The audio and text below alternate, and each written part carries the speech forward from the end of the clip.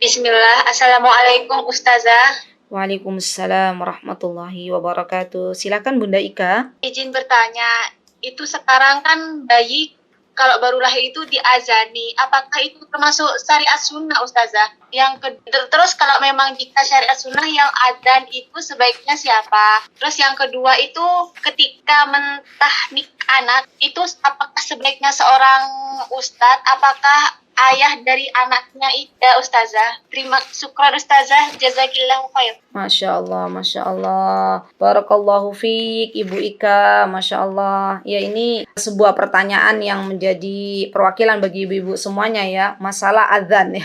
Kenapa saya tidak angkat masalah adzan? Karena memang ada perbedaan pendapat ya di antara para ulama dalam masalah adzan ini. Karena ada yang bertanya, maka bismillah kita akan sedikit menjelaskan tentang bagaimana hukum mengadzani bayi yang baru lahir ya. Masya Allah, ini menjadi pelajaran bagi kita ya, tambahan ilmu. Alhamdulillah ala kulli hal. Terima kasih atas pertanyaannya Ibu Ika, Masya Allah. Jadi teman-teman yang dimuliakan oleh Allah Subhanahu Wa Taala, anjuran mengadzankan bayi ya di telinga kanan itu adalah sebuah hal yang beberapa ulama ada yang memberikan anjuran ya. Mereka mengambil sebuah riwayat ya dari Nabi kita Muhammad sallallahu alaihi wasallam, bahwasanya Rasulullah sallallahu alaihi wasallam ketika itu beliau mengatakan bahwasanya man wulida lahu mauludun fa adina fi udhunihil yumna wa aqama fi udhunihil yusra rafa'at anhu ummu sibyan. Kata Rasulullah SAW, barang siapa yang anaknya lahir lalu mengadhankan di telinga kanannya dan mengiqamahkannya di telinga kiri, maka ummu sibyan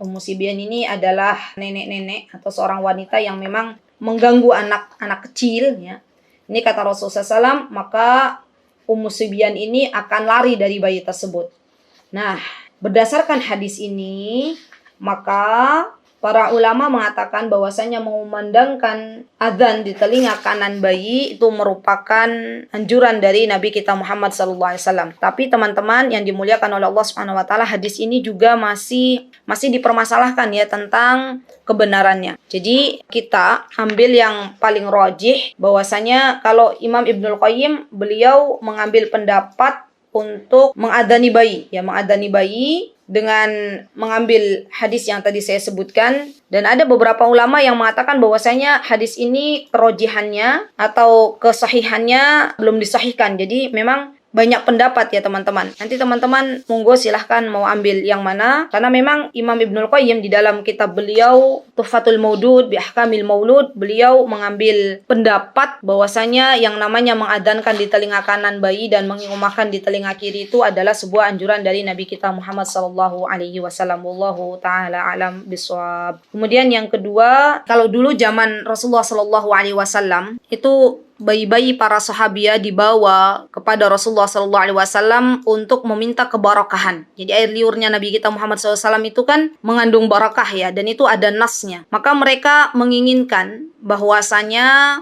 bayi-bayi mereka itu ditahnik oleh Rasulullah SAW agar mendapatkan keberkahan dari Rasulullah SAW. Kalau sekarang boleh nggak yang namanya bayi-bayi ditahnik oleh orang-orang solih ya? Orang-orang solih, wali-walinya Allah.